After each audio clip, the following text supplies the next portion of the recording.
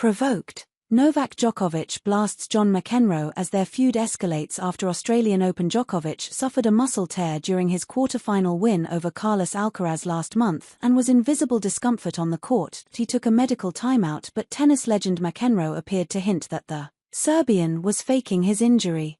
"This isn't the first time we've seen this routine. Don't be fooled," he said during commentary. Djokovic was then forced to retire from the tournament in the semi-final clash against Alexander Zverev with the same issue.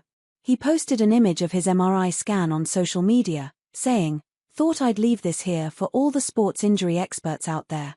Speaking ahead of the Qatar Open via Tennis 365, the 24-time Grand Slam winner seemingly took aim at McEnroe for his comment.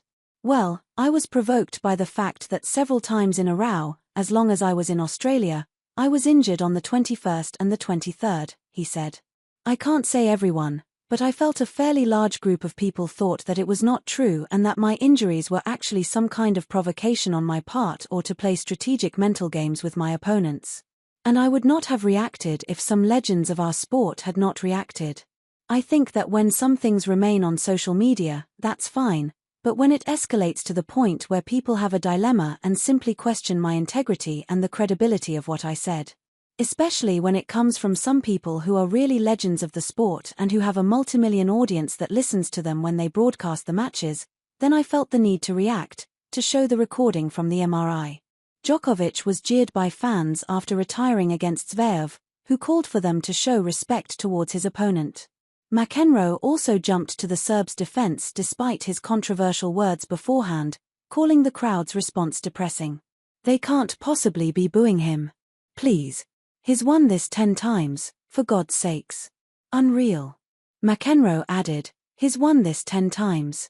I mean, come on. I mean, clearly something was up. The guy is a battler.